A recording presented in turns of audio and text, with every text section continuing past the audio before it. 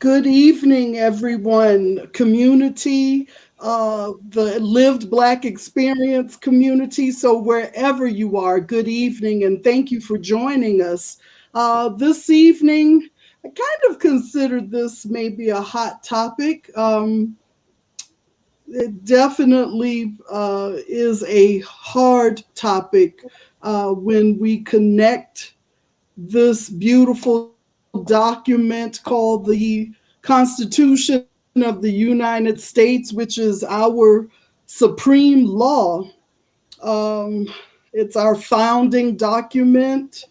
And every time there is the opportunity to go back and review this document and to have a discussion about it, I'm always drawn to the 14th Amendment, which will be a part of our discussion this evening, which it wasn't, what was it, 1868, that the 14th Amendment actually granted citizenship and equal civil and legal rights to African Americans and slaves who had been emancipated after the American Civil War. And so it's a beautiful document, but I'm just always reminded and become quite emotional um, about this beautiful document and the fact that we are still uh, seeking to become that more perfect union. So I'm happy to be here this evening to be a part of this conversation about the Constitution and its link to slavery here in America. Very happy to have and welcome Sister Kara House, our resident facilitator. And with that being said, first of all, sis, how are you? I am good. I'm excited for our conversation tonight. Yes. So, with that being said, go ahead, take it away. Absolutely. Well, welcome to everyone who's joining us this evening. We're going to start our conversation with a look at what the Constitution is. Why was this document created? Why is it important? And why is it controversial and political? Giving our presentation is Mr. soon to be Dr. Donald Giguere, who is a history instructor at Arizona State University and doctoral student at the University of Mississippi, whose focus is on race, gender, and identity in the history of the US and Latin America. A graduate of Georgia Southern University, he earned his Bachelor of Arts in International Studies and History and Master of Arts in History. After serving in the U.S. Army, he attended Arizona State University, where he earned his master's degree in education and liberal studies, focusing on the role that film and television play in shaping our perspectives about culture and gender. He is also the author of The Token Black Guide, which discusses and examines experiences and perspectives, historical and personal, on race in America. His first novel, Bastards of the Bayou, a historical fiction, was published in March of 2020. In February 2020, he presented a TED Talk at the University of Mississippi entitled The Importance of the Narrative. Welcome. Thank you. Thank you. Thanks for having me. And I guess the way I can start off, I'm going to go ahead and open up my PowerPoint to get this going.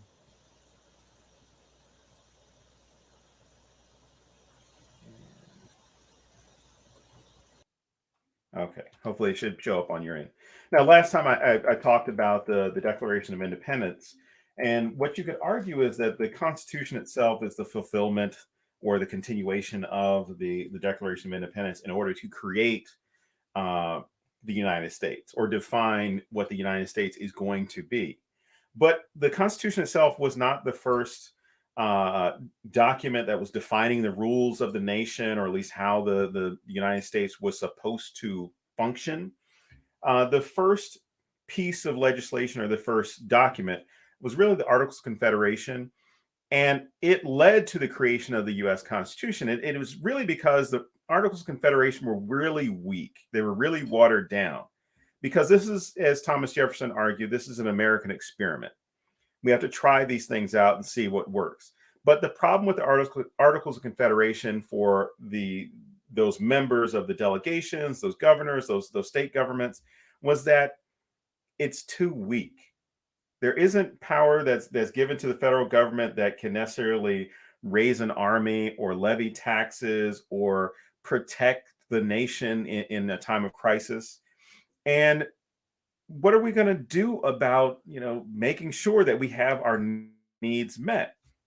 There were some that were leaning to the side of we should have this stronger local power. There were others that were arguing we should have a stronger central power. And eventually what ended up happening was the Articles of Confederation led to more people being pushed to that central, at least that central power leaning. Because whenever there was a vote to be held for anything, whether it was levying taxes or determining whether or not there would be a standing military or anything, each state, all 13, each state got one vote. So one vote per state. And for anything to be passed, it had to be unanimous. So if there was one holdout, it would not work. So in order to address this issue, the Constitutional Convention was called in May of 1787, in which they determined that we do need a strong national government. We need to go ahead and create a federal system, which is going to have three bodies that are making the system up. You're going to have three separate co-equal branches that are going to determine how our government functions. And you're going to have your legislative that's going, and this is the basic breakdown. Legislative will write the laws, executive will enforce, and judicial will interpret the legality or constitutionality of the laws. And the system is set up so that no branch has more power than the other. So no branch can go ahead and wield whatever authority that it wants without the others coming in and stopping them. So you have your system of checks and balances. Now, by creating the strong central government, one of the fears is lessened by those who wanted a good state or local government, because it doesn't get rid of that. You still have power that's given to those state and local governments, and it's outlined in the Constitution. Now, the controversy that erupts over this, it really starts when it's being drafted. And the fear was, the questions and the fears were over how are people going to be represented? How are states going to be able to vote? What kind of authority are we going to give a president? How are we going to determine our elections? Like, there were so many things that they were arguing about. You have these men that were assembled to try and figure out what was best for everybody. And the great thing about compromise is if you get everything that you want, it doesn't work. And if you get nothing out of this, it definitely didn't work in your favor. So there's some give and some take, and there's some gains and some losses for any of those members that are assembled. But one thing that does get created out of this, and this is one of those issues that becomes an area of concern for some of those smaller states, was how exactly do we protect our rights? Because we don't want to give the federal government too much power. And I have Thomas Jefferson and Alexander Hamilton listed here, or at least their images here, to show you these two sides of the argument. Because Jefferson himself, while early on he's an anti-federalist, he believes in a strong local and state government. Hamilton is more of a federalist. He believes in a stronger central government. But those who were pushing for a stronger local government were concerned about how a strong central authority would exert its power or possibly abuse its power. So they were concerned about the right to protest, freedom of religion, of course, the ability to keep themselves free from unlawful detention or unlawful entry of their homes or businesses. So they devised this list of rights that individuals, as well as the government, would have and have to respect. But what's even more important to think about is the way in which all of this, starts off.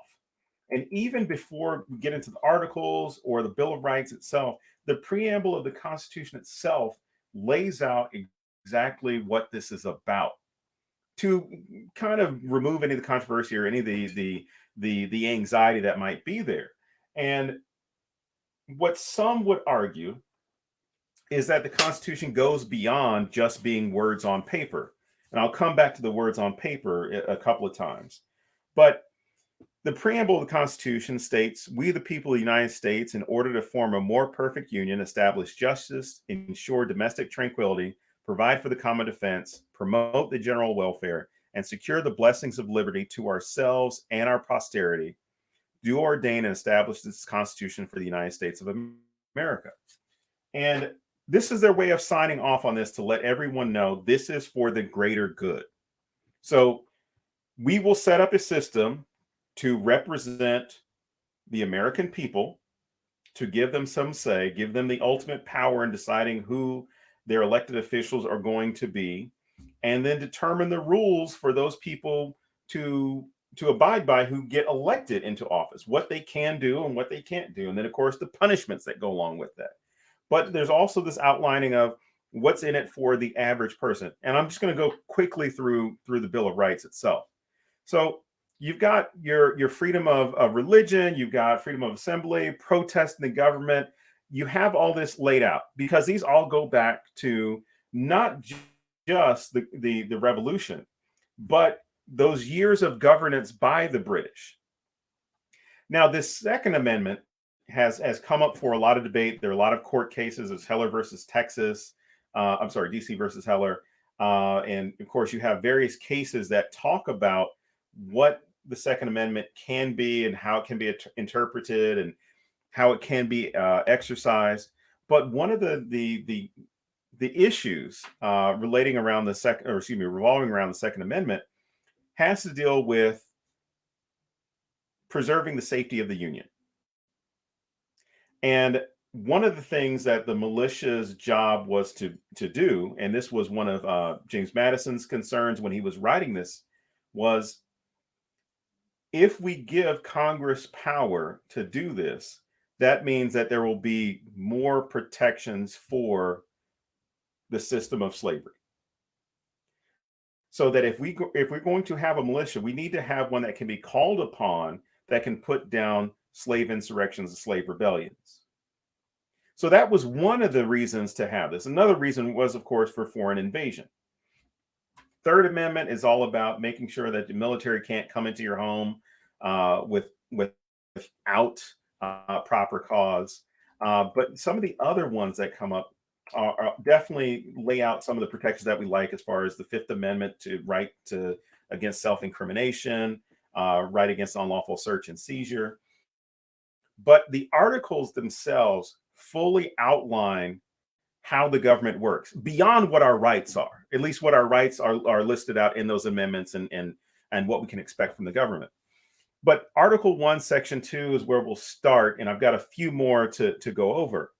But what's interesting about this is it lays out how the House of Representatives is going to work, who can get elected, what are the basics of who can be there. But then it goes even further to lay out how we're going to come up with representation.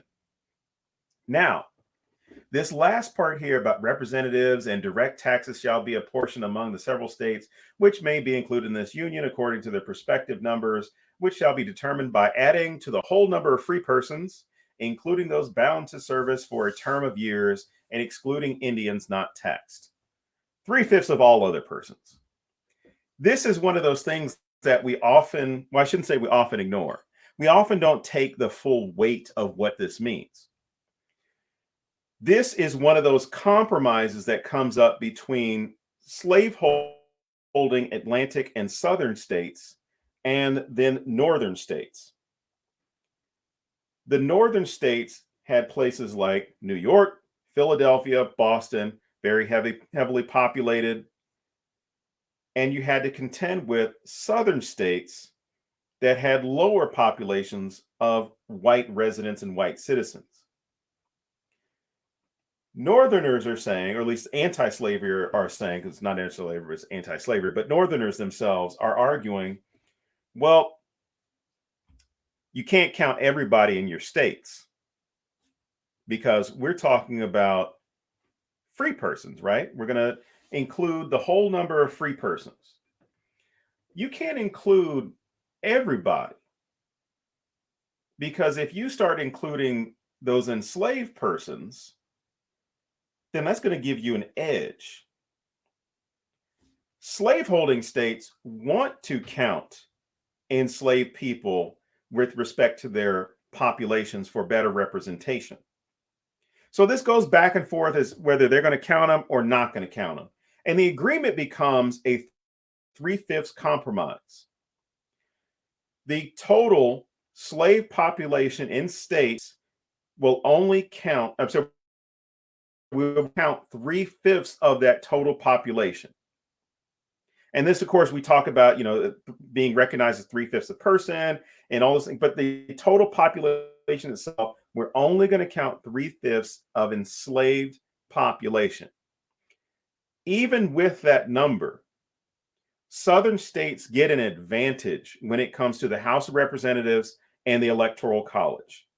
In fact, it's estimated that they end up getting around 30% more of the representation that they wouldn't have gotten if they had just counted everyone before 3/5 of the enslaved.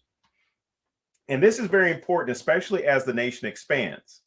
So you've got the purchase that kicks off in 1803. I'm sorry, gets signed and done in 1803. The concern is, as the United States is spreading west, what do we do with respect to representation? Because these areas are pretty locked in. You can keep going west and you have this other territory.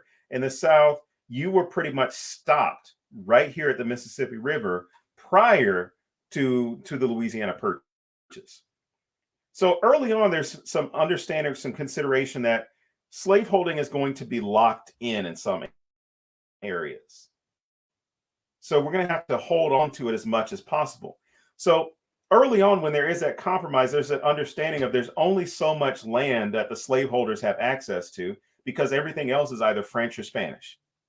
And they're not going to encroach in the French and Spanish land like they did going into Indian land prior to the French and Indian War. But it really kicks off with the Compromise of 1820, when Missouri wants to be admitted into the Union. The compromise that exists is, from now on, any state that is added to the Union after Missouri and after Maine, because this becomes part of the compromise, Maine becomes a free state, Missouri becomes a slave state.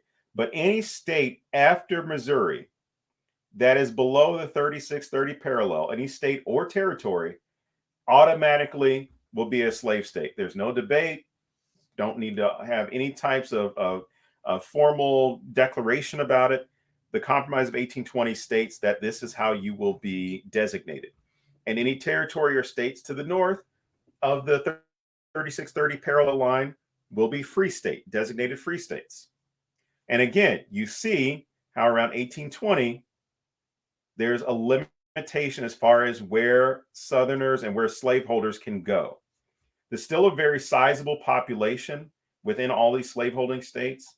And of course, they get significant representation, because, especially in states like South Carolina, where the state was majority Black for years, they're able to get access to, more control over the Electoral College and greater representation within Congress. Now, in 1848, when the Mexican-American War is concluded, there's a little bit more optimism with respect to how slavery can expand and how they can pull that clause into helping them control more of the budget, more of the domestic policy, and of course the presidency. You will have more people that are able to exercise power within the South within slaveholding states, if we go ahead and claim all of this territory. In fact, at one point, there were plans to take all of Mexico and incorporate it into the United States. But after that, we come up with the Compromise of 1850, because we have this line here. Arkansas has come in, Louisiana becomes a state, Iowa's free, Missouri is a slave state. Texas comes in, and this is before it gets divided up. But California wants to come in 1850 and form a state. But if you look at the 3630 parallel line and where California is, it splits in between.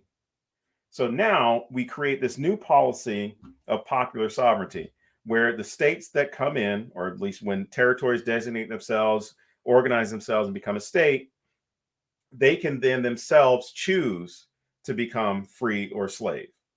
So now this becomes a mad rush of trying to take over those territories, because the writing is on the wall that abolitionism is increasing, the popularity of slavery is decreasing. But in order to retain control of things like the White House and of the House of Representatives, you need to go ahead and take more territory and have increase your enslaved population so you can have more representation. Now, the next piece, Article 1, Section 9, Clause 1. I minimized all the other stuff because this is the important piece.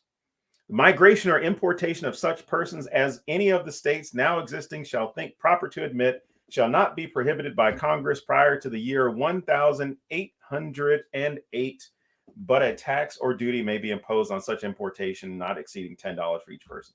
This is basically calling for how Congress is going to handle slave importation, because these are the only people that you're going to be importing. And under that one, I'm sorry, I actually skipped ahead a little bit. Now, Article 4, Section 2 expands on another aspect of that. So citizens of each state shall be entitled to all privileges and immunities of citizens in several states. Person charged in any state with treason, felony, or other crime, who shall flee from justice and be found in another state, shall be on demand of the executive authority of that state from which he fled, be delivered up, and to be removed to the state having jurisdiction of the crime. Now, there is a clause to Article 4, Section 2, Clause 3. They relate to each other because this is talking about extradition, basically. And one of the things that they're talking about as far as fleeing from justice, it could be enslaved persons. So Clause 3 specifies this a little bit more, and it states, no person held to service or labor in one state under the laws thereof, escaping to another, shall in the consequence of any law or regulation therein be discharged from their service or labor, but shall be delivered up on claim of the party to whom such service or labor may be due. This is a fugitive slave piece. So any enslaved persons that leave and go north or go to some place where the state, the territory happens to be free or designated as free, they are still enslaved even if they crossed that state line. So there is no moment of arriving into a free territory and you're free. You're still subject to removal. You're still subject to kidnapping and relocation back to where the claim is being made. But in the early years, the claim has to be made and it has to be processed through the judicial system. Later on, when we have the Fugitive Slave Act that becomes part of the Compromise of 1850, or at least other Fugitive Slave Acts prior to that, it starts getting easier for slave catchers to go into the North and point out somebody and grab them. And you cannot, even if you are as anti-slavery as possible, you can't go and stop them from fulfilling their duty, or from discharging their duty. Now, Article 5 is an interesting one because this one leads into the subsequent lecture. And it states, and instead of giving you all this verbiage here, I'm going to break it down with, one of the best things there is, which are visual aids. It states how we would ratify an amendment, how we can change the Constitution, because the Constitution is a document that can be changed. That's why we have 27 amendments. If it weren't able to change, we would still be stuck with the first 10 amendments, which are the Bill of Rights. But the way this works is you have two initiating options, okay? If there is an amendment to be proposed to the Constitution, 2/3 of Congress, that's the House of Representatives and the Senate, have to vote on. And then what happens is it goes to the state legislatures. So your state bodies would then have to vote, 3/4 of them would have to ratify them, would have to adopt them. And then, or the other option is you have constitutional conventions in those states that then vote for them. The other option is you have a national convention that's called by Congress when requested by the state legislatures. And then you have a state legislatures vote on this, or you have constitutional conventions that vote on this. Now, all you need is 3/4 to ratify it once it has already been proposed and voted on within Congress or national convention. Now, not every state has to approve it. I mean, as far as for it to get pushed forward, because we have some states, and I'm sitting in one right now, that did not acknowledge at least the end of enslavement until 2013. But what's great about the Constitution is it gives us the guidelines of how to change it, how to fix it, as well as I stated before, as far as what the rules are for how government works. I mean, it even lays out how you can get rid of elected officials or even selected officials like Supreme Court justices, or just the charges that be brought against them in order for them to be removed from office, and why that would be essential. And that's all I have on that one, because I don't want to take anything away. But the controversies that come up, at least in I guess in the contemporary world, are the discussions about the role of the Constitution, the idea of possibly starting over from scratch. But one of the things that a lot of people should definitely know about the Constitution itself is it's more than words on paper. We can look at it that way, and we can look at it as, little, I shouldn't say little documents, but you have little books or little publications that are made by places like the University of Virginia, C-SPAN, where you can literally put the Constitution in your pocket, because it is a simplified document to explain how government works, but is also an important document because it is written down and accessible to the public, to where the rules are not hidden. The rules are in public and they're available for people to consume and hopefully take part in.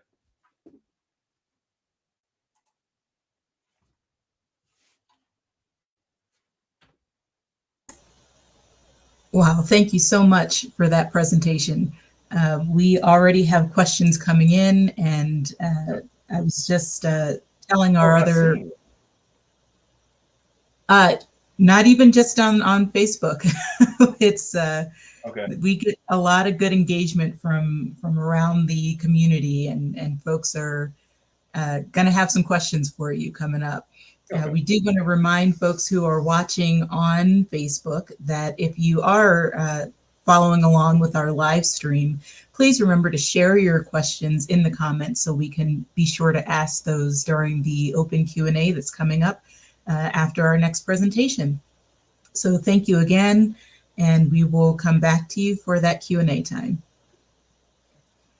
Up next, we are going to hear from Dr. Joy Giguere on the 13th Amendment. What does it say? What does it do? What does it not do? And why does it exclude certain things? Dr. Giguere is an associate professor of history at Penn State York, where she teaches courses on early and modern American history, the Civil War and Reconstruction eras, medical history, history of technology, African American history, and the history of death and mourning. Her research centers on American commemorative culture, with a two-pronged focus on the rural cemetery movement of the 19th century and the public art and memory of the Civil War. She earned her bachelor's in anthropology and music from Bowdoin College in Maine in 2003, her master's in historical archaeology and PhD in history, both from the University of Maine in 2005 and 2009. She is the author of Characteristically American, National Identity, Memorial Architecture, and the Egyptian Revival, published by the University of Tennessee Press in 2014, and is currently working on Pleasure Grounds of Death, Society, Culture, and the Rural Cemetery in 19th-Century America, to be published by the University of Michigan Press this year. Her articles on rural cemeteries, cemetery monuments, and Confederate monuments have been published in the Journal of Southern History, the Public Historian, the Journal of the Early Republic, the Register of the Kentucky Historical Society, Material Culture, Ohio Valley History, and Markers, the annual journal for the Association of Gravestone Studies. Welcome, Dr. Giguere. Thank you very much for having me.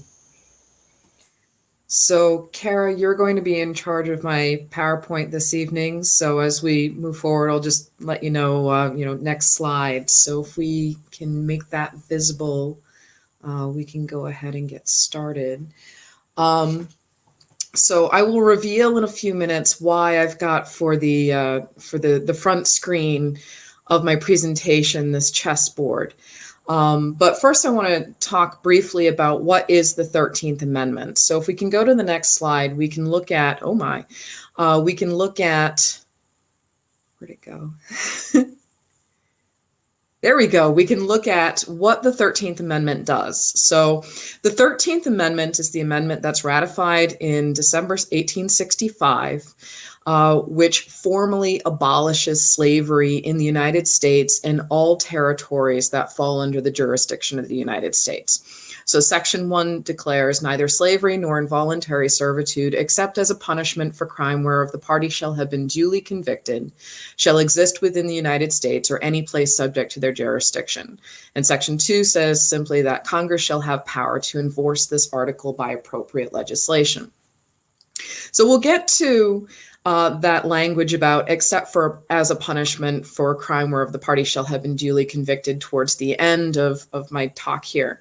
As I said, so this is the amendment that formally and officially abolishes slavery across the United States, and not only in the states and the territories that currently fell under the jurisdiction of the United States, but any future territorial acquisitions made by the United States as well. And it's important for us to understand that the 13th Amendment doesn't come out of nowhere at the end of the Civil War, that there's a context for the creation of this amendment. So if we can go to the next slide, please.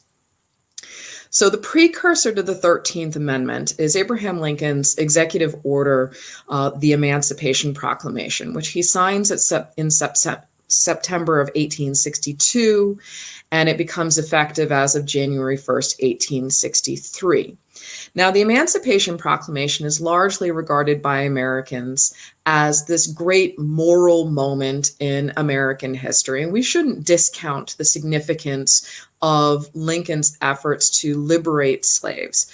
But we also need to understand that the Emancipation Proclamation was as much part of the overall military strategy enacted by Lincoln to win the war as it was about the morality and ethics of liberating African Americans in bondage.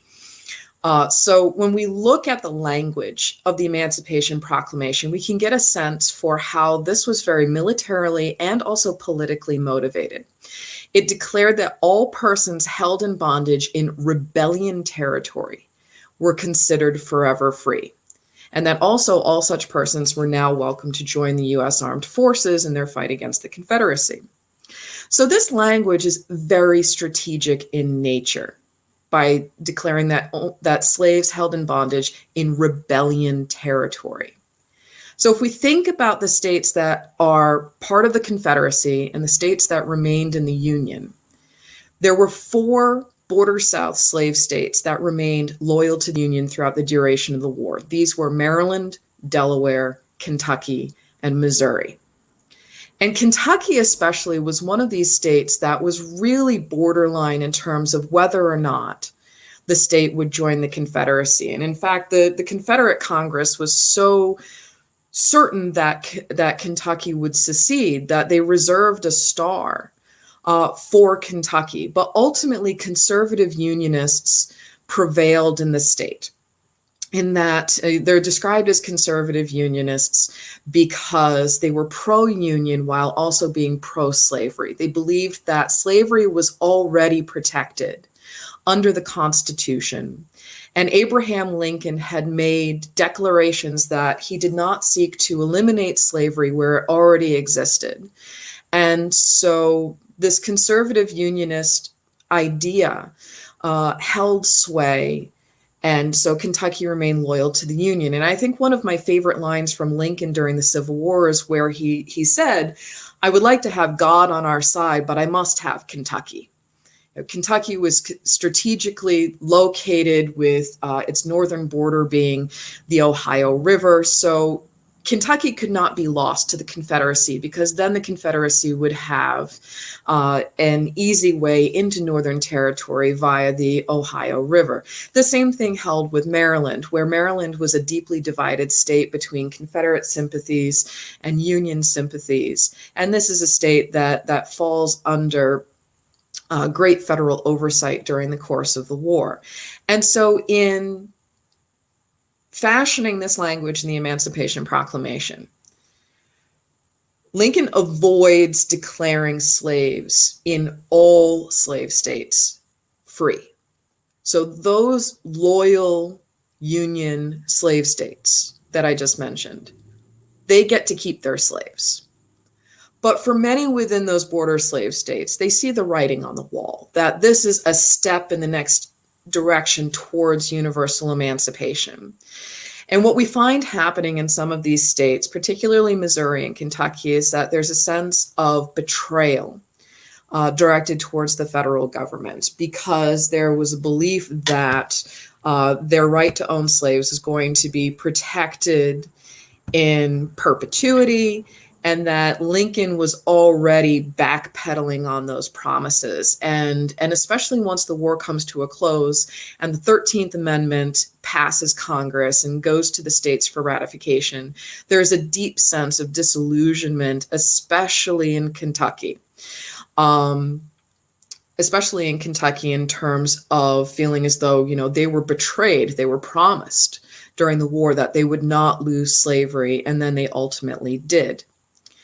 And coming out of the war, there is a great sense of urgency on the part of Lincoln's administration and Lincoln personally, that there needed to be something more firmly in place, more universal than just the Emancipation Proclamation. And I think that the last few years have shown us that executive orders can be written and they can easily be overturned.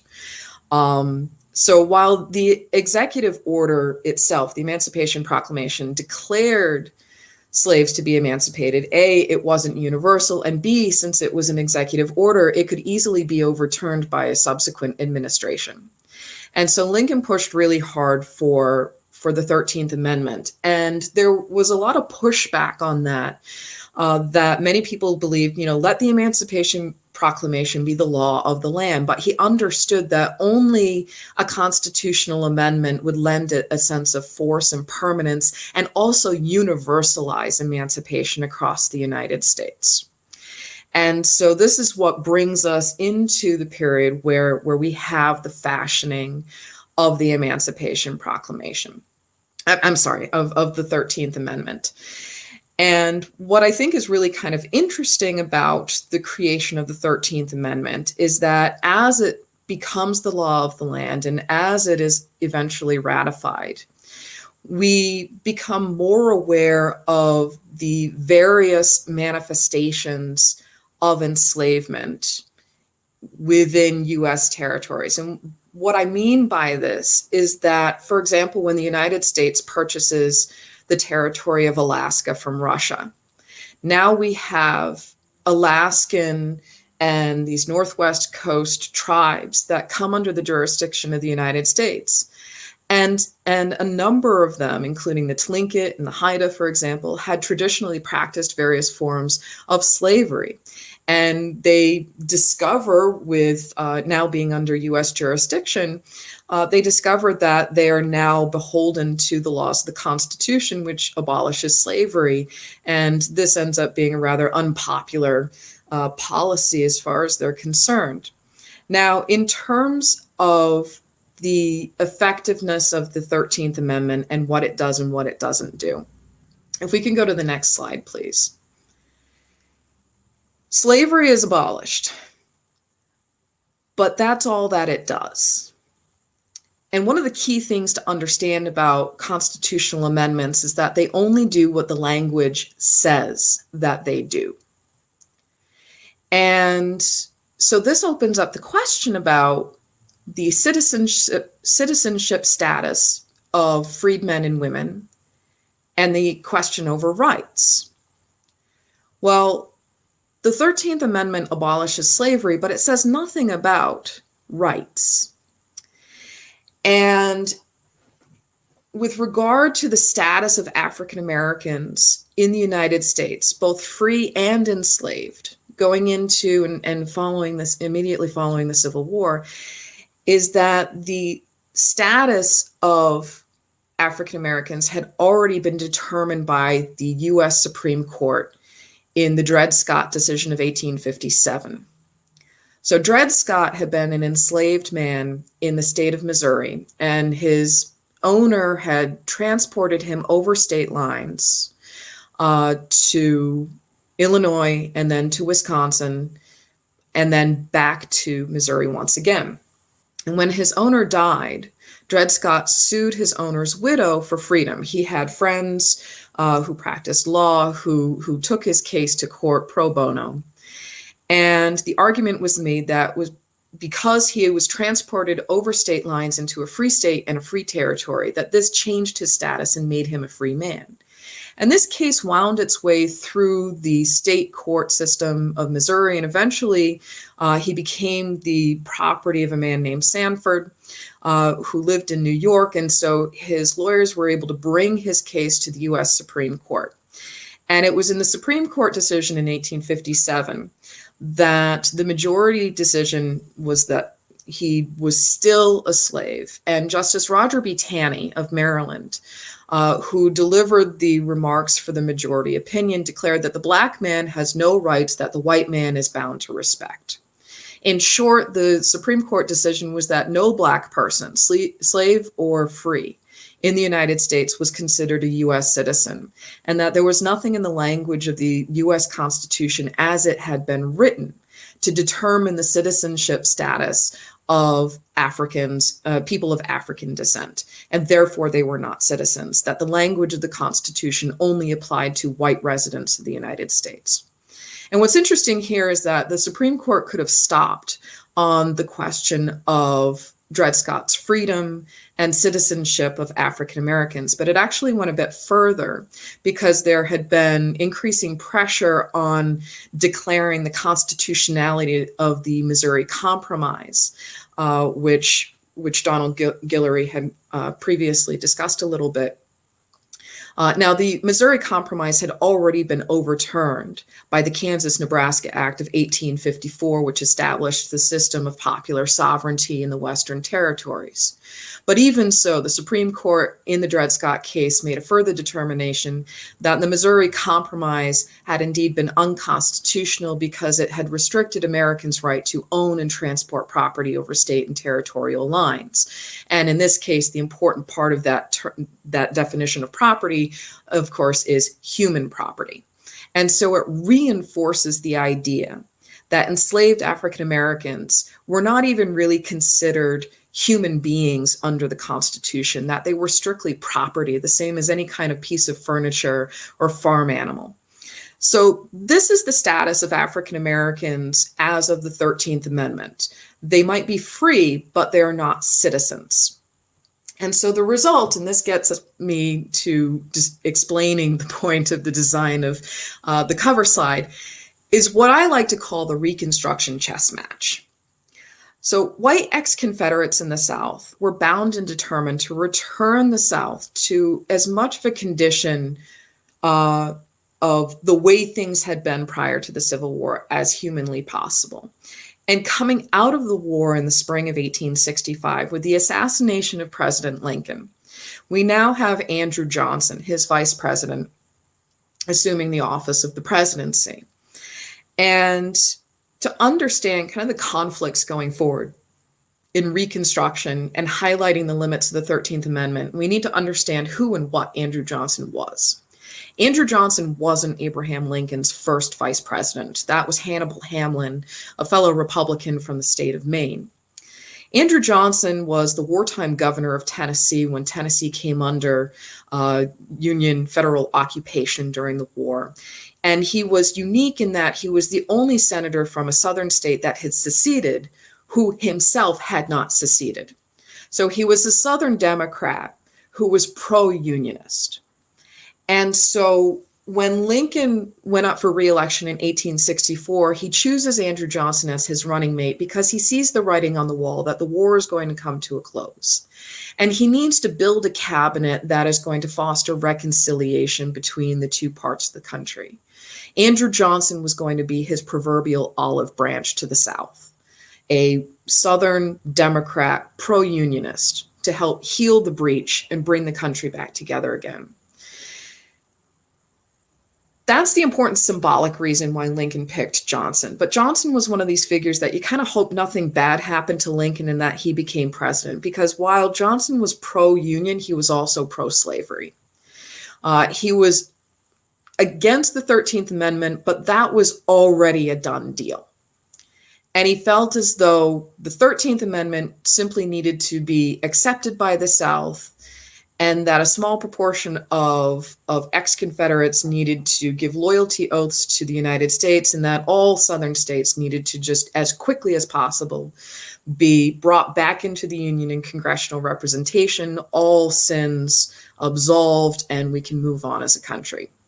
By contrast, the Republican-dominated Congress wanted to see Southern states fundamentally change before they were allowed to be brought back into the Union.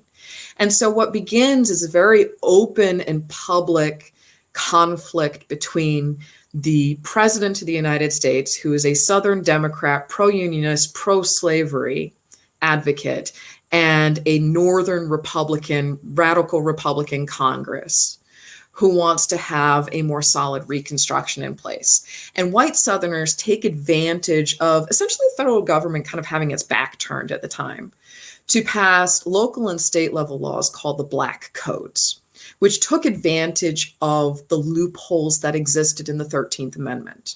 So the Black Codes were laws that tried to get things back as close to slavery as possible without calling it slavery. It placed restrictions on African Americans, such as you could not enter into town without a pass from your white employer to prove that you were employed, that no freed people could carry arms, that they could not gather in groups of more than 3 or 4 people at a time. And, restriction after restriction. And the punishments for breaking any of these restrictions would be payment of a fine, being put in jail, or being forcibly hired out to an employer. And most of the time we see freed people being sent back out to plantations and basically paying off their fine for breaking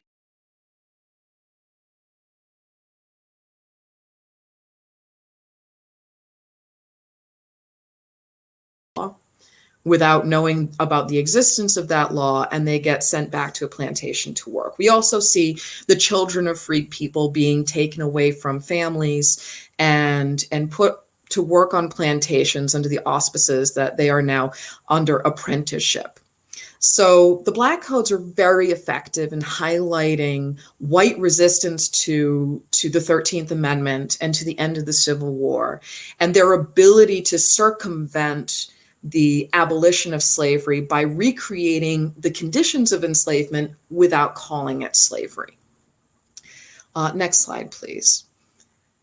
So this, of course, forces reformers and political leaders in the federal government and across the North to question, what now needs to be done.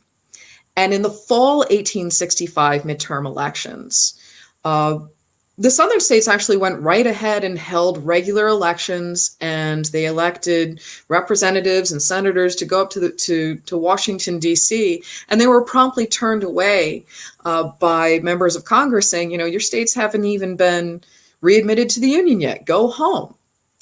And so because Congress remains Northern and predominantly Republican, they're able to pass a series of legislation known as Radical Reconstruction in 1866 and 1867 to try and fundamentally change the South and also fill in the gaps of the 13th Amendment. So if we can go to the next slide, please.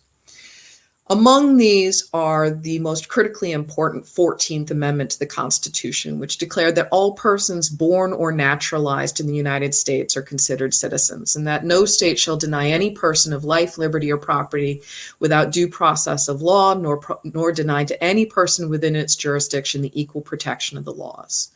So what this means is that it establishes citizenship status and civil rights for African Americans.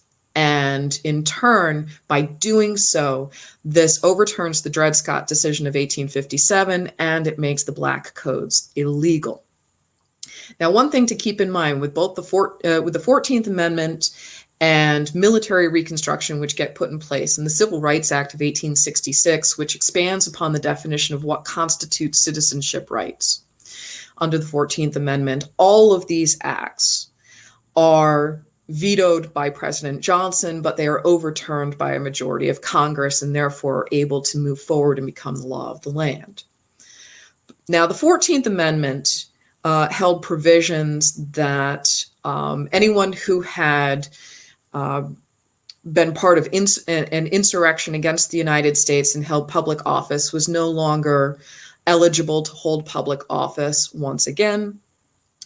It denied the ability of ex-Confederates to make claims for financial compensation for loss of their enslaved human property. And Congress also held out the proverbial carrot and the stick that if an ex-Confederate state ratified the 14th Amendment as is immediately, then they would be at once readmitted to the Union and given congressional representation. But if they were not, then they would be forced to go through military Reconstruction. Only one ex-Confederate state voluntarily did so, and that was Tennessee. So all of the rest of the ex-Confederate states were forced to go through military Reconstruction. And through military Reconstruction, amongst the requirements for readmission to the Union was ratification of the 14th Amendment and rewriting state constitutions in accordance with the U.S. Constitution in all respects, and also providing for full manhood suffrage at the state level. So those became the new requirements for readmission to the Union, and all of them were satisfied by 1868, 1870. So all former Confederate states were returned to the Union by that point. Under the administration of Ulysses S. Grant, still during the period of radical Reconstruction and military Reconstruction, we have the ratification of the 15th Amendment, which further plugs loopholes of the 14th Amendment. So while the 14th Amendment had encouraged universal manhood suffrage, it did not mandate it. And so the 15th Amendment declares that the right to vote shall not be denied to any person on account of race, color, or previous condition of servitude. So this is generally regarded as the Universal Manhood Suffrage Amendment. And the key wording here is manhood because it leaves out the word sex. So women are not covered by the 15th Amendment. That will take another 50 years for the 19th Amendment to grant woman suffrage in the United States at the federal level. The thing about the 15th Amendment, though, is that once again, like all of the prior amendments, it does have loopholes. So it leaves open the door for things such as poll taxes, property requirements, literacy tests, and once Reconstruction is over, grandfather clauses. We see Southern states passing laws with regard to grandfather clauses that is saying, only if a person's grandfather had been a free person is that person eligible to register to vote. And that effectively helps to disenfranchise virtually every Black person in Southern states where such clauses were enacted. And the big question is, well, why would Congress create an amendment that obviously has these loopholes? And the answer to that is that it was a way to get northern and western states on board with the amendment that had already been using such provisions for years in order to prevent immigrants and the unworthy poor from voting. So, for example, we see rampant voter discrimination against Chinese Americans in California, for example. So these were, every amendment that we see steps that are being taken forward, but there's the potential for backward movement as well, and the ability of states and local governments to figure out ways and means to bypass the dictates of these amendments. If we could go to the next slide, please. So finally, in coming back to the issue of the 13th Amendment, it abolishes slavery, but going back to that language about how, slavery and involuntary servitude shall not be legal except for a crime whereof the party shall have been duly convicted. This is where we see today the ability to still essentially enslave convicted prisoners. So penal labor is still common in the United States today, where prisoners can be subjected to forced labor for extremely low wages or no pay whatsoever. So this does remain legal within the United States. And so this speaks to that particular element of the language of the 13th Amendment. So that's all I have. Thank you for your time and attention. Thank you. That was fantastic. Before we launch into our full question and answers, we had a question about one of the slides in your presentation. It was the slide on the Emancipation Proclamation, where it talked about, if we can just go back a few, that one. So the picture. Oh, yes. There we go. Mm-hmm. And there was just a question on if you could explain what the captions are talking about in this. Okay, so this is an illustration by Thomas Nast, who was one of the most popular and widely published political cartoonists and illustrators in the late 19th century. His works were published in a lot of the weekly and monthly periodicals in the United States. And Nast was deeply critical of secession, of Confederates, and of the ways in which white ex-Confederates sought to bypass the dictates of Reconstruction and things like the 13th Amendment. So what he's making here in this illustration is a criticism of the limits of the 13th Amendment. So we have at the top that question, slavery is dead with question marks on either side, because while slavery was abolished by the 13th Amendment, we see that white ex-Confederates figured out many different ways to recreate the conditions of slavery. And so this is where we have the references to the Civil Rights Bill, which was in Congress and being discussed. He has all of these interesting little notes here. So the Emancipation Proclamation from 1863, and at the bottom our skeleton with the phrase states' rights. And this had been really one of the rallying cries of the South going into the Civil War in order to bypass the language of saying we've seceded and we're fighting for the right to preserve and perpetuate the institution of slavery, because that was really the only state's right that any Southern state actually cared about. So Nast is basically throwing a lot of these little tidbits in within the context of the 13th Amendment really wasn't enough, that there were a lot of problems that still needed to be dealt with, and that the Civil Rights Bill then under discussion, as well as the 14th Amendment, that these were absolutely critical in moving forward away from the era of slavery. Perfect. Thank you so much. Absolutely. Well, we're going to dive right into our Q&A. So we'll have both presenters come back. And I want to start with some of the questions that came from the chat, some that are coming from beyond Facebook as folks are engaging with this conversation, and some that were developed just based off of the presentations. So starting with some from the chat, one of the questions that someone asked was, are Black people who are in the United States considered to be indigenous to the country since they only exist here? I saw that question and it made me think about it because I know there is that debate. I don't have an answer. I think it's a very good question to consider. One of the other questions that came up was, how does the federal constitution work with state constitutions? Okay. Well, I mean, the Constitution itself is the ultimate authority. So I'll use Mississippi as an example. Their state constitution cannot conflict with the federal constitution, right? So they had not gotten rid of slavery on the state constitution until 2013. That doesn't mean that you can own people in the state of Mississippi because the federal authority, the Constitution, has the authority.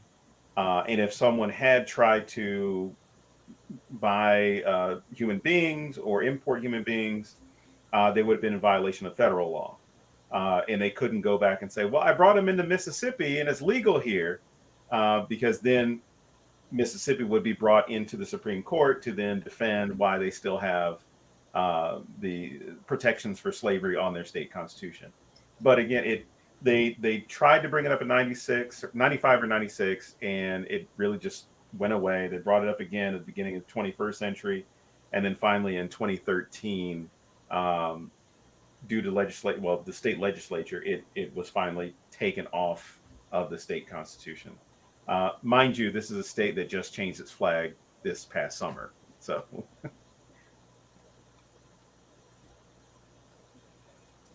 All right.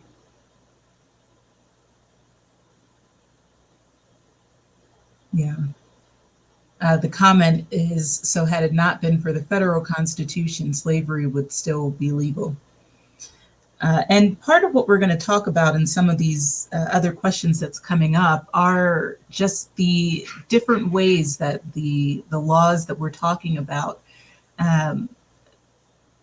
were really convoluting this conversation of what still needs to be part of our Constitution, how some of these systems are upholding those systems that had their roots in slavery, and why it's not a more known thing and why it's not something that we talk about more. So let's hit this question from the audience as well, of just why are some of these things still in state constitutions? I'll defer. I jumped last time. I'll defer. I think when we think about the nature of state constitutions, many of them were written or revised during the 19th century, and they really haven't been revised since. As Donald pointed out, we see that some of these states that have kind of entrenched historical practices and ideas, that they can be very slow to amend their state constitutions. And we see, for example, state level laws that are, medieval in nature, many of them not being overturned until well into the 21st century. And even when it comes to things like ratifying the 13th Amendment, I believe Kentucky didn't ratify the 13th Amendment until 1976. So I think part of it has to do with the fact that, these state constitutions were written over a century ago. And unless there's a major push within the state to go back over state constitutions and revise the language and alter aspects, then it simply doesn't happen. And so you have antiquated models that remain in place that, as Donald pointed out, are ultimately trumped by the federal constitution. I will say that one of the moments in the presentation that literally my phone, I think, was going to vibrate off of the desk, was when Mr. Giguere, you were talking about the Second Amendment and its roots in concern for holding off slave rebellions. And it was something that the messages that I was getting were basically just, wait, what? A lot of people not being aware of that. So first, I think the question is, can you talk more about the establishment of militias and the purpose of them? And then also, I think we have many who are interested in hearing more about that connection between the Second Amendment, slavery, and how that is still part of our Constitution to this day. Okay. Well, first, as far as the formation with James Madison laying it out, it was a clever way of including it and protecting white property or white property holders' interests. And I think it was Patrick Henry, when he was governor of Virginia, did not like that Congress was going to be the one that could determine the militias and stuff, because they felt like we should be able to have a little bit more say over our states if there is a rebellion, because what if you don't want to send a militia to come protect us? So the militias themselves were to protect against Indian raids as far as the frontier country, slave rebellions, any type of civil unrest that might take place. But as far as the Second Amendment applying to race, what's interesting when you're talking about the militias themselves, free black men were not afforded the right to own or control firearms. Even if they were in the militias, they were made drummers or musicians or just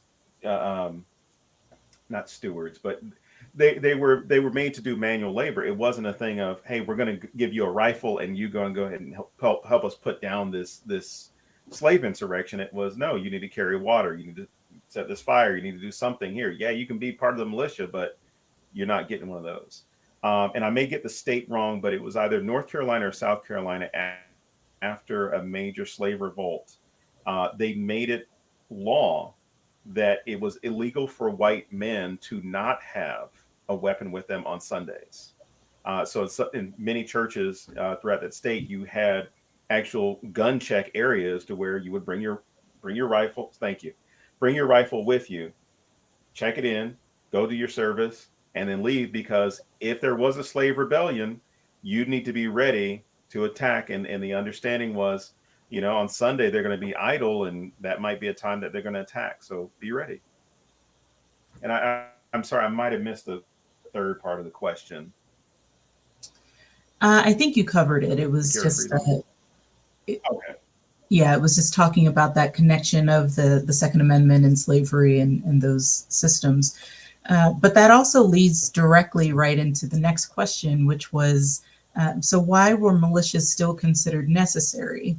And why was the Second Amendment not amended or nullified with the creation of systems of law enforcement, which were themselves tied to systems of slavery or attempts to exercise control over whether slave or freed Blacks in America? You can look at it as one of those things where one, you need an amendment to nullify an amendment, like what we have with prohibition. You would need to have another amendment to get rid of the previous one. And I don't think it's ever been, I guess because of I hate saying mythology, but I guess the mythology that's surrounding the Second Amendment, even in the early part of the 20th century and even in the early part of the 21st century, there was a lot of personal attachment to it. And then it becomes, what's the language going to be if you do change it? Is it going to be every citizen, every man? Because even at this time, I mean, we had some progressive for the time changes to the law, but you still had the lack of inclusion with a lot of those laws. So even when it came to the Second Amendment, the states themselves would determine how those amendments, especially the Second Amendment, was going to be enacted. So it doesn't say that all men get to do it, all men or all residents get to do it. They get to determine how the militia is going to look, how it's going to function. If in a state like Virginia, I say, all white men who are part of this militia can carry a firearm, all free black men who want to participate can participate, great. I think the only time that you would have seen something that was the alternate of that was in the state of Louisiana with the Native Guard, which was a group of free black Louisianans who created their own militias even prior to the Civil War, but during the Civil War to protect their locations, their homes and communities. And there was really no opposition to them because Louisiana, or at least the Louisiana regiments, were busy. So, Dr. Giguere, did you have any thoughts on that question? And then the next couple are coming to you as well. Well, as Donald was speaking here, I couldn't help but think about the modern formation of the National Rifle Association and its original role as a very conservative organization that tried to restrict gun ownership. right. And really try and discourage gun ownership amongst certain segments of the population, including people of color. And that it's really only been within about the last 50 years during the 1970s that the NRA refashioned itself as this, everybody should be able to have a gun with no restrictions and very pro, gun ownership of all types of firearms and all types of ammunition, and that it should be, federal government hands off of all firearms whatsoever. And that the NRA really has shifted more in terms of widespread enthusiasm for firearm use and ownership across all demographics. Whereas, in the early decades of the 20th century, it tried very, very hard, in a manner of speaking, to continue this legacy of keeping firearms out of the hands of Black people and people of color. So that's really what was just kind of popping into my head while I was listening to Donald's descriptions here. One of the other questions that came up during the presentations was the statement was made, so the Constitution protected slave-owning states and allowed them to have more representation by counting people who were slaves. Now that slavery is over, why hasn't that clause been removed from the Constitution and the votes reallocated? I think it's an issue of it's unenforceable as far as a clause. I mean, the main thing, but then two, as far as reallocating, we have a census every 10 years, and that reallocates our congressional representation. So it's one of those things of that clause doesn't even work. It's not. It was for that time. I think the real issue is the Electoral College. That's something that really needs to be reexamined because the Electoral College was also one of those parts of the compromise that ensured that those southern states would not lose power to big places like New York, Massachusetts, Philadelphia, Pennsylvania, or Pennsylvania.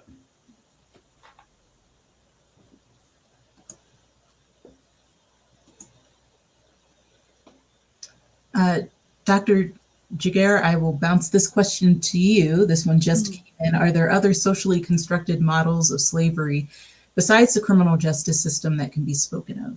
That's really an interesting question. And I think in terms of,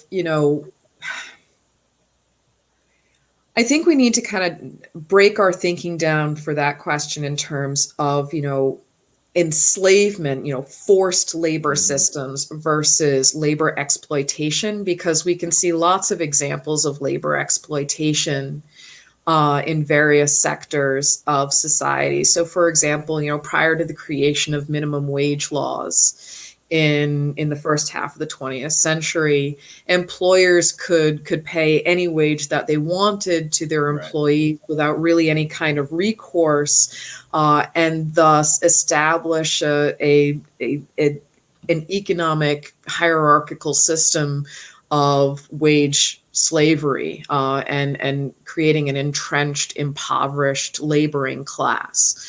We see those kinds of systems playing out across the world when we look at conditions, for example, like sweatshop workers who are being paid pennies an hour, for example. We see the same kinds of conditions happening, for example, in fruit farms in California, where a large proportion of the employees are undocumented immigrants, and so employers are able to pay exceedingly low levels of wages because those employees, because they are undocumented and they're unprotected, they likewise have no recourse to demand better wages or to unionize and force and to fight back.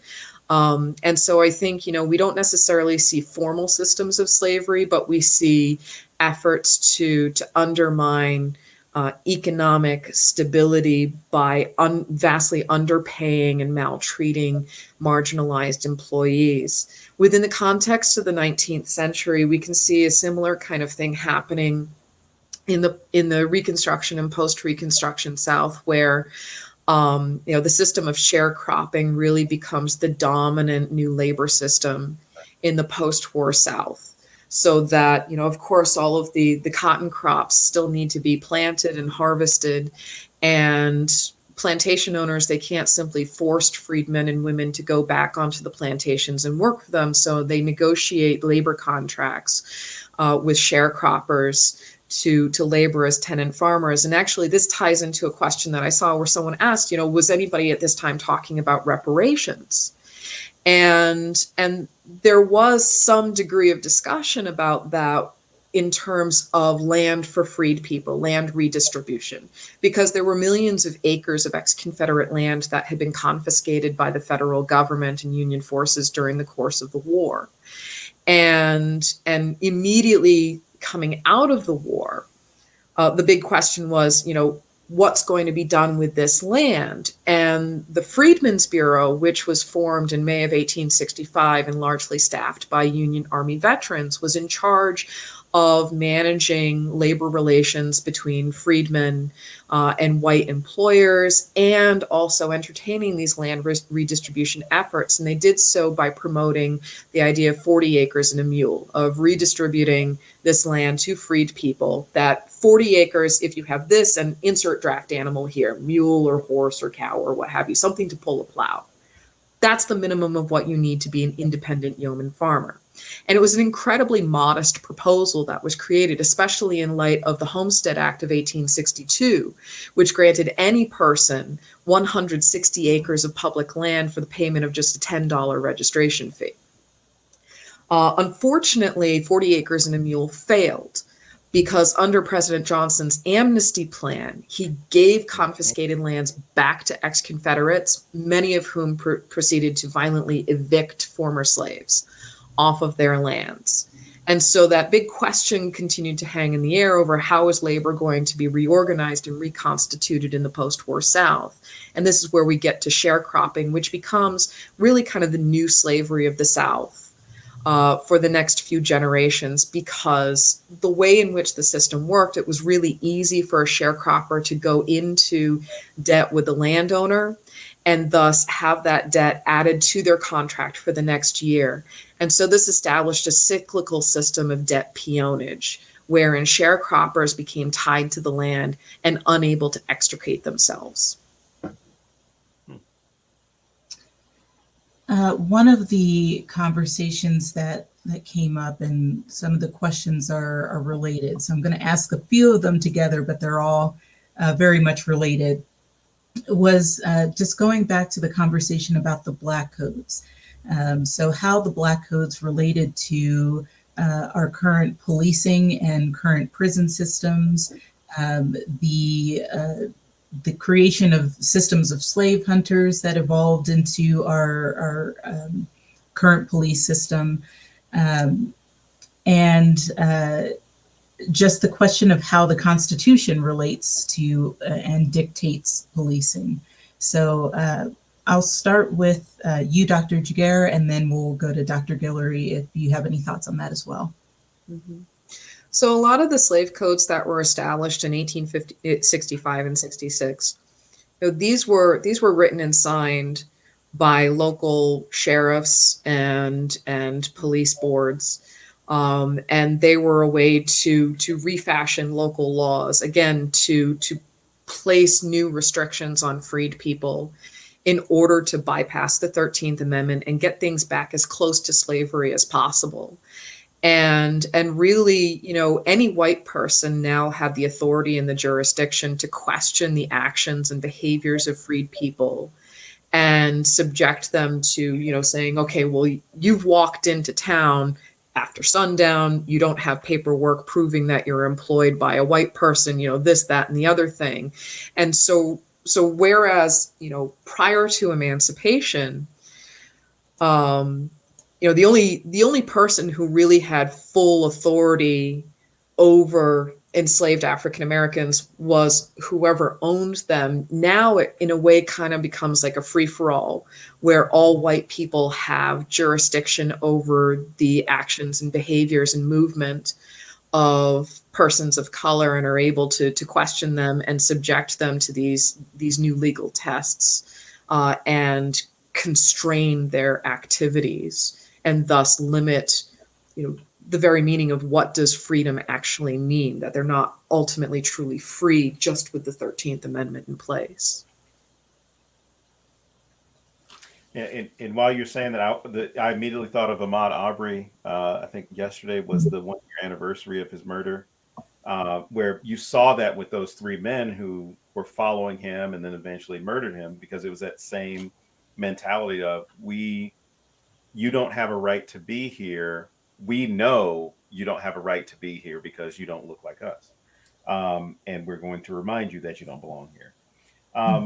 I think as far as the Constitution itself is with respect to policing, you've got two parts you could look at. The 10th Amendment, which grants states the power that the federal government doesn't administer. I mean, breaking it down as far as like whatever the federal government doesn't do, you guys now get to do, or you'll design how it gets played out. So the states have the power to determine their policing power.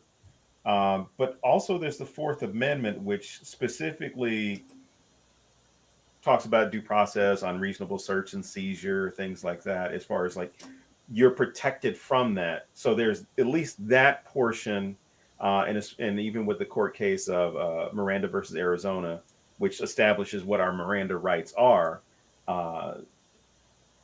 we have that case and that amendment that specifically tell the police what they can't do from a federal level.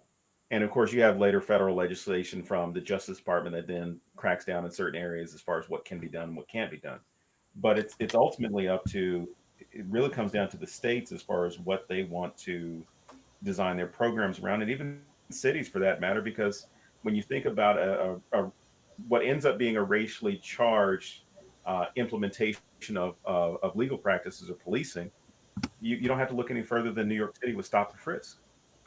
We have a program that we're going to put into place, and then I'm telling the police department to specifically go after these people that you think would be more susceptible to, or so more likely to have drugs on them or weapons on them. Go stop them. That's your reasonable search and seizure. That's your probable cause. Search them and see if they have anything on them. And of course, then the debate, I'm sorry, not the debate, but the argument comes back from, oh gosh, I forgot the previous mayor's name, Bloomberg. His argument was, oh yes, I was right to do that because look, I found weapons and I found drugs. See?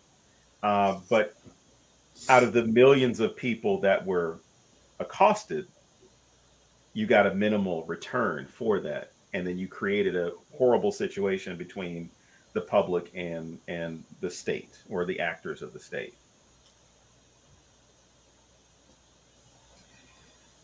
I'm going to shift now and touch on a question that was asked in the chat that goes to one of the other questions that was coming up.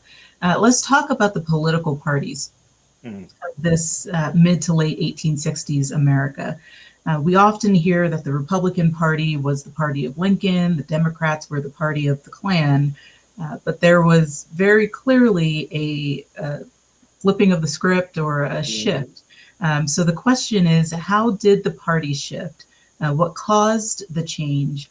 And are those modern sayings accurate, or are they misleading representations of those changed parties? Ooh, that's a good question. So, if you don't mind, I can Oh no, please. start on this one. So, in my classes with my students, they always get, their heads turned so fast when I'm talking about political parties in the 19th century, and they're like, "Well, wait a minute." And I have to remind them, political parties are not static. They can and Right. do change tremendously over the course of time. And so, yes, the Republican Party emerged in the 1850s as an entirely northern political party, as one that was staunchly supported by radical abolitionists, though Abraham Lincoln, he was really defined as a moderate Republican, because while he believed that slavery was inherently immoral, he did not believe that he had the constitutional authority to abolish slavery where it already existed, which, as we see, he eventually, moves against that policy of his. And the Democratic Party becomes increasingly Southern, pro states' rights and small government. And this is the party that pushes forward Southern secession and leads the Confederacy and opposes radical Reconstruction and institutes Jim Crow laws in the 1890s and so on and so forth. So in thinking about what is it, how is it that we get to these parties changing over the course of time, the Democratic Party really begins to transform into the party that we're more familiar with today, with the 1932 election, with Franklin Delano Roosevelt against Herbert Hoover. So Roosevelt, he is a man who was born in an elite Northern family. And because he promoted federal policies that would benefit historically marginalized populations, the women, the poor, immigrants, people of color, he was really considered in many ways, especially because of his New Deal programs, he was considered a class traitor. And he shifts the nature of the Democratic Party from one of small government, little federal government intrusion into the affairs of states to overwhelmingly using the vast power of the federal government in order to stimulate the economy and to extend greater rights and opportunities for marginalized peoples. He really is kind of our fulcrum for moving the Democratic Party away from the 19th century version of the Democratic Party. And while we start to see this switch in the Democratic Party under FDR, nothing happens overnight and nothing happens exactly in parallel either. So the Republican Party remains a fairly liberal to moderate party, depending on the administration, right through the 1950s. So we can look at Dwight Eisenhower, for example, as a very moderate Republican. He believed in not overspending on the federal level, but at the same time, he signs into law the Highway Act, which approves the 20-year construction project of the interstate highway system in the United States. It's his administration that uses the force of the government in order to force the desegregation of Central High School in Little Rock, Arkansas in 1957. So we can see the Republican Party, still very much a moderate political party that pushes forward many pieces of progressive legislation. But of course, we see in the 1950s members of the Republican Party defecting away, Southern Republicans who break off to form the Dixiecrat Party, who oppose, those pro-integrationist policies that we see being enacted by Eisenhower. And while the Dixiecrat Party is relatively short-lived, we start to see a more definitive conservative shift in the Republican Party beginning in the 1960s with the 1968 election of Richard Nixon and the onset of the so-called Southern strategy, where the Republican Party makes a very conscious decision to appeal to disaffected white Southern traditionally Democratic voters who are not happy with the pro-civil rights platform of the Democratic Party, who are more in favor of segregation and maintaining the status quo. And so it's beginning with the Nixon administration and really intensifying with the Reagan Revolution in 1980 that we see the Republican platform going much, much further in this direction towards conservatism and against policies that would promote the interests of marginalized populations. I'm just crossing off on my notes. Wait. She mentioned FDR. Did I leave anything for you? No, I was going to say you also have, along with the Southern strategy, or along with use of the Southern strategy, there's also the push of the racial dog whistle. So when you mentioned the Reagan Revolution, there was the push of, well, Nixon did it as well, but the welfare queen and the drug policy and things like that. But I found one thing interesting in some of my research recently, and it was Nixon had an opportunity in 1959 and 1960 to actually build off of what Eisenhower was doing to I guess gain more Black voters within the Republican Party, or win them back from FDR and Truman. But he didn't meet with MLK, and MLK actually met with JFK.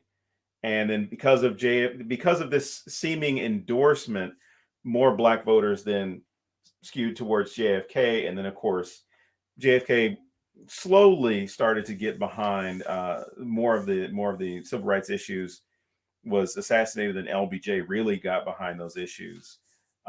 So you've got that whole period from 32 till about 80, it cemented it. But like I said, I had to cross out like all my notes. Well, and I'll just throw out there for our audience, if you go to the session that we had on Coretta Scott King, you'll hear a bit more about the context of that conversation with JFK and the way that she also played an instrumental role in the shifting that happened during that conversation. We have a couple more questions. We actually just had one more come in through the Facebook chat. So I'm going to hit that one first and then get into the last two questions that I have for us. So the question from the chat was, so currently, is that what the Republicans use now? I think referring to the Southern strategy. Did, for example, President Trump use that strategy as part of his political movement? I think it's a combination of that and voter suppression. We at least with this at the state level, because with the I wouldn't even say whittling away of the Voting Rights Act, but with the way the Supreme Court treated the Voting Rights Act a few years ago by stating that the protections weren't needed as much as they were then, or at least those issues don't still exist. It was, in my opinion, it was a very poor reading of the tea leaves on the part of Justice Roberts, because when you have states like Alabama that closed a vast majority of the DMV locations where people would have been able to get their IDs, or even changing things and saying, this is the ID that you need, or stating things like you need a photo ID, but then we're going to allow you to bring a hunting or fishing license that has no photograph of you on the ID to vote. You're cutting a lot of people out of this, or at least preventing a lot of people from voting, or throwing people's votes out, which is what happened to Stacey Abrams when she was running for governor. I'm sorry, throwing people off the voter registrations. So I think it's a combination of that, and I wouldn't say it's just him. It was a strategy that was being done by people who were desperate to hold on to political power, and even the concept of racial supremacy, because it felt as though they were losing so many things. The best way for us to ensure that we don't lose is to take our finger and put it on the scales a little bit. And that's what you have in several states, whether we're talking about gerrymandering, whether we're talking about the suppression as far as changing voting locations, not letting people know, changing the types of IDs or restricting the types of IDs that people can use, or like I said, with Alabama closing a vast majority of their DMV locations that would have been giving out those, would have been assigning those IDs and processing them. But he definitely did latch on to the Nixon playbook. I'm not going to let him off the hook. He did pull a lot of content from that. I want to go back to the discussion that we had on the Emancipation Proclamation. And one of the things, Dr. Giguere, that you mentioned was the militarization and the politicization of that document. So going back to the specific language, the room it left for the sustainment of slavery, and in particular, the delay in the enforcement of the law. We know, for example, that the establishment of the Juneteenth holiday came from the delayed order reaching Galveston, Texas, but we rarely speak about those various other modes that were engaged to potentially revert or nullify this order. So let's talk about it a little bit now and just the significance of that. Okay. Well, one thing that I often mention in my classes is that, ultimately, this is executive order. It's created with the understanding, and the hope that the Union is going to prevail. But that's still very much up in the air as of 1863. The first couple of years of the Civil War were not kind to the Union. They didn't do very well. And really, as far as white Confederates were concerned, Abraham Lincoln's executive order has nothing to do with them. This is, an order by the president of a foreign power that has no bearing on their own laws in the Confederate States of America. So ultimately, the Emancipation Proclamation is meant for the eyes and ears of the enslaved. And it becomes part of the job of the Union Army to spread the word of the existence of the proclamation and make it known to the enslaved population of the South that as far as Abraham Lincoln is concerned, you are now considered forever free, and do with that information what you will. And so part of the reason why we see kind of this slow dissemination of knowledge about the order is that, it's moving as fast as the armies. And it's also moving according to what some historians refer to as the grapevine telegraph, where you have enslaved people on plantations who learn this news and then through word of mouth transmit it from plantation to plantation across plantation districts. And so it's not as though we have, the immediate literal telegraphing of the proclamation to the newspaper presses across the South, and that this is being printed in the presses and read aloud to the enslaved populations by their white masters saying, okay, as far as Lincoln's concerned, you're all free now. This was information that white Southerners tried very, very hard to suppress. They did not want their slaves to find out about this order and then assume that they were free and potentially rebel against their white masters and take control of plantations and enact violence. That was their worst fear. And what we see happening is that as news spreads, it really reveals the autonomy of African Americans in making very individualized choices about what to do with that information. And so across the South, we see many formerly enslaved remaining on their plantations and taking control of those lands, of kicking white families off of the plantations and saying, this is our restitution for generations of enslavement.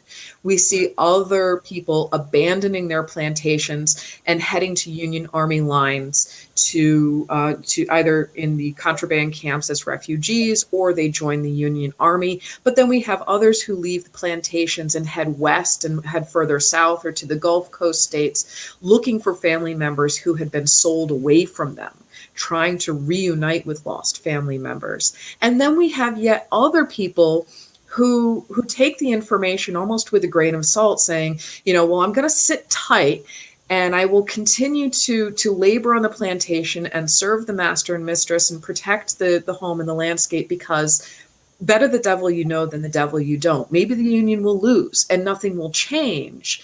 So why risk the status quo?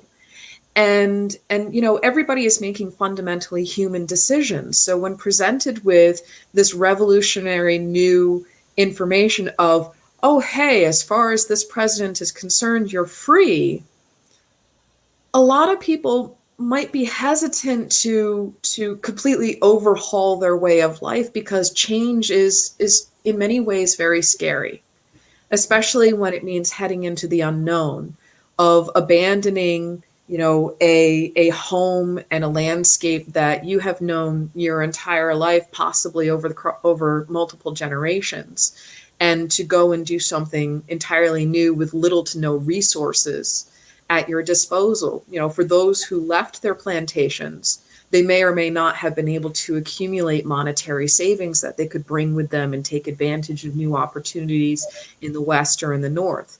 So we see the slow movement of knowledge about the Emancipation Proclamation, combined with a great variability of personal resources and experiences and worldviews, that directed how people responded to it. Yeah. So I hope that helps to address the question that was asked. It does. It definitely does. And I think to wrap us up for our conversation, first of all, thank you both so much for all of the information and knowledge and new information in many regards that you shared with us. I think to wrap us up, I think an important question for us to ask is why this is such an important conversation. And so I'd like to just get your thoughts on why it's important to have this critical examination of the Constitution, some of the economics of slavery, the economics of things like the Three-Fifths Compromise, and things that over time have been entrenched and written into this document that is at once the foundation of the American ideals of freedom and democracy, and at the same time establishing these systems that are perpetuating some of those systems of slavery just under other names. So why is this so important? Why is this a conversation that we should have? And what closing thoughts would you leave our audience with today? I'll start with you, Dr. Giguere, and then we'll go to Mr. Guillory. Okay, sure.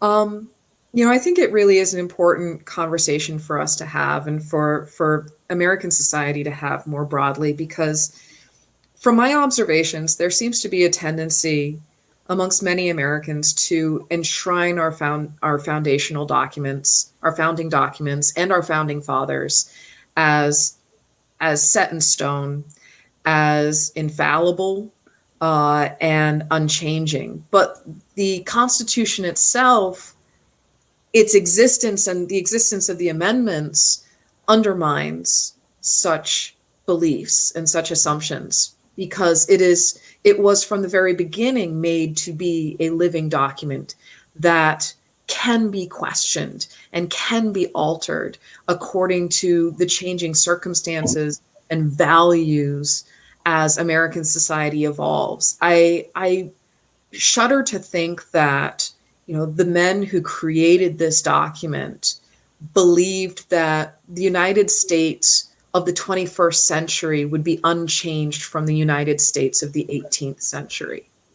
These men were products of the age of the Enlightenment. They were thinkers, they were philosophers, they were intellectuals. They believed in the progressive improvement and transformation of society.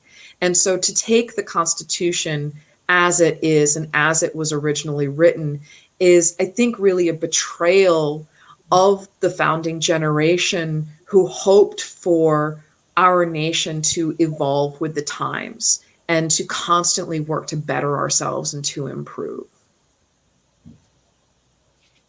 All I'm going to say to follow up on that one, because you put it so eloquently, is the job of historians.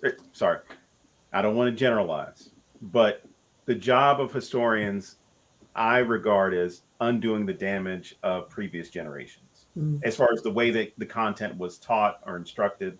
And I'm saying that because I just did a tour of contextualization of slavery, and when you look at a lot of textbooks that talk about this period, and even these periods, because we're covering not just the constitutional era, but in the early republic, but also the Civil War and Reconstruction, a lot of the documents, excuse me, a lot of the texts that were put into schools were heavily whitewashed by organizations like the United Daughters of Confederacy that wanted their ancestors to look a whole lot better. So it left out so many things, and it definitely put these founding fathers up on higher pedestals for various reasons. But I think it's important to, one, as Dr. Giguere said, see these people as people who changed throughout their lives.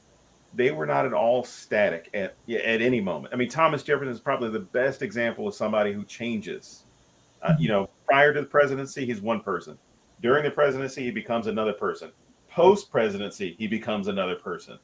But the documents and the things that they wrote, yes, they can be applied to that time. But a document like the Constitution itself, which is meant to change over time and impact the civilization or the community of the time that it's in, to where we're going to look at something like I think it was Article 4, where it talks about the way things would be proportioned to Article 1, I'm sorry, the way things should be proportioned up in using enslaved people to count as part of your population. Can't enforce it, can't use it, and thankfully we're not at that point anymore. But I think from this conversation, others like it, it's not just holding the documents up to some other standard or some otherworldly standard to where they can't be changed, they're infallible, they were sent from a higher being or anything like that. I think it's important to understand, and again, I know C-SPAN still gives these out for free, but I mean, you can get them online. I think it's important for people to read these so you understand what your rights are. And there are plenty of camps and organizations that focus on what constitutional rights are, what your personal rights are, and understanding what that means, and also holding other people who've sworn to defend in the Constitution from enemies, foreign and domestic, that they are upholding themselves, or we are upholding them to the standards that the Constitution laid out. That no one is above the law, no one is above the Constitution, and that once we all realize that, we can actually have a little bit more control of our system, or at least a better understanding of it. Well, thank you both so much for this presentation. We have such an engaged audience today, and just so many questions that were raised, so many things that I think folks are going to be thinking about and continuing to talk about well beyond this evening. We want to remind folks who are joining us for these sessions that this all began from an attempt to provide education and provide opportunities for folks to engage with not only the lived Black experience, but beyond that, the story and the shifting story of America, and where we have been, where we are now, and where we're going. We are excited to share that coming up, we will be launching into a book series as part of this Live Black experience. We'll be offering a book of the month, and starting on March 3rd, we'll be discussing the upcoming reading list. We'll be talking about why this Book of the Month Club is important, and we'll be starting to talk about the first two books. Each month will feature a book of fiction and a book of nonfiction. And we are partnering with Brightside Bookshop, which just celebrated their anniversary recently, who is partnering with us as part of this because they view the importance of these conversations, and they are contributing back. Just as we are shopping local, they are engaging with and continuing the stories. So we encourage you to join us on Wednesday, March 6th for the beginning of that conversation at 6 p.m. The Live Black experience has been dedicated to fully engaging the community in all aspects of the Live Black experience and facilitating community dialogues regarding it that lead to mutual understanding, respect, and reconciliation. We are housed in the historic Murdoch Community Center, which is located on the site of the old Dunbar Elementary School. Dunbar was desegregated almost 2 years prior to Brown versus the Board of Education, and the school system here was held up by the NAACP nationally as a model for education. By taking a few minutes to complete the survey that you see linked to below, you are helping us to continue to provide the community with relevant and timely programming. So we thank you in advance for participating in that survey and helping us to bring you relevant content for our times. If you enjoy the programming that is brought to you by the Murdoch Community Center as part of this program, we also ask you to consider helping us to continue the work with a monetary donation. You can do so by going to this link or the QR code that you see below. The Southside Community Association is a nonprofit 501c3 organization, and we thank you in advance for your contributions and your support of this programming. And with that, we bring this program to a close. Again, we thank you for engaging with us. We thank you for your questions, for your insights, and for your continued dedication to learning and engaging with our community.